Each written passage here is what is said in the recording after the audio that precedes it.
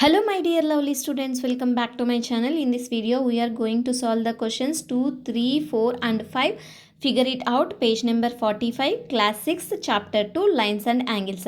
The second question is the angle of a door. Is it possible to express the amount by which the door is opened using an angle? What will be the vertex of the angle and what will be the arms of an angle? Vertex of the angle would be the point where the door is hinged. That is the point around which the door rotates.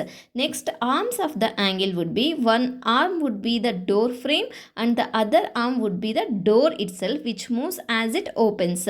If you see here, the vertex is O and the arms is OP and OQ. These are the two arms. How to measure the angle here? As the door opens, the angle between the door and the door frame increases. We can measure these angles to express the amount by which the door is open. By using angles, we can accurately describe the extent to which the door is open. In the question, they asked, is it possible to express the amount by which the door is opened using an angle? Yes, it is possible to express the amount by which a door is opened using an angle. Next, they asked what will be the vertex of the angle. The vertex of the angle is the point of the rotation of the door, that is O. Next, what will be the arms of an angle? Arms of an angle are open and closed positions of the door. So here the two arms are we got, that is OP and OQ. Vertex is O.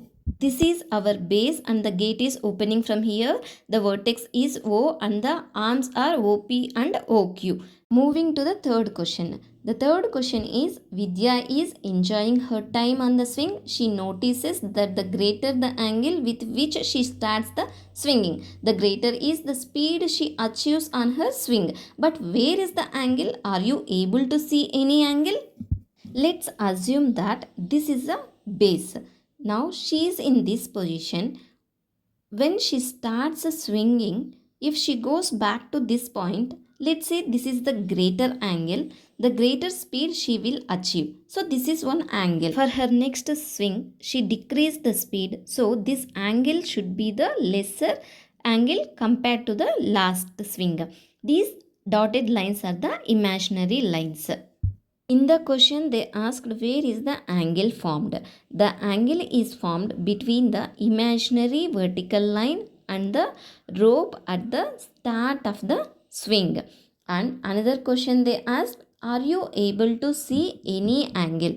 Yes, we can see the angle after imagining a vertical line starting from the point where rope is connected to the branch of the tree. So for this question, the angle of the swing determines the speed achieved.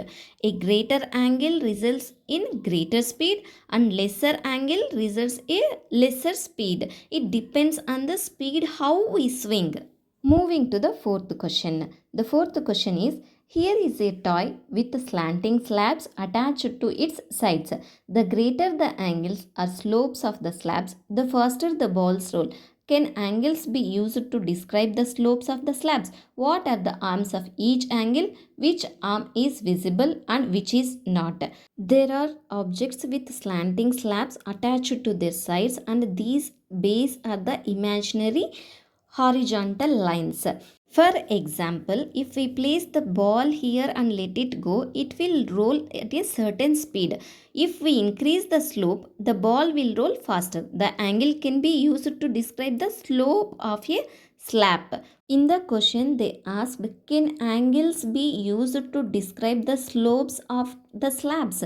Yes, the angles can be used to describe the slopes of the angles.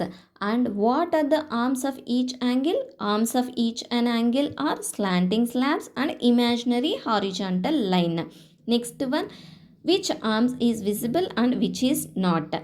Slanting slab is visible and horizontal line is invisible, that is imaginary lines. Horizontal line is invisible and slanting slab is visible. The angles can be used to describe the slope of the slabs. The fifth question is observe the images below where there is an insect and it is rotated version. Can angles be used to describe the amount of rotation? How? What will be the arms of the angle and the vertex? Hint, observe the horizontal line and touching the insects. Let's analyze the image with a snail and its rotated version. We can use angles to describe the amount of rotation. Identifying the arms and vertex. We need to identify the arms and vertex of the angle. Let's draw a reference line on the snail. It is initial position and rotated position. It is like L-shaped, so that angle is right angle, nothing but 90 degrees. In the question they asked, can angles be used to describe the amount of rotation? Yes, angles can be used to describe the amount of rotation. What will be the arms of the angle? Arms of the angle are initial and rotated positions of a reference line on the insects. Vertex, the vertex is the point where the two positions meet. In this question they given 4 images with 2 insects and they given hint also, that is horizontal line touching the insects. By observing the images, the angle is formed between the two positions. The vertex is the point where the two positions meet. By using the angles, we can describe the amount of rotation in the given image. I hope you understand how to solve these type of questions. If you have any doubts regarding these problems, please ask me in the comment section.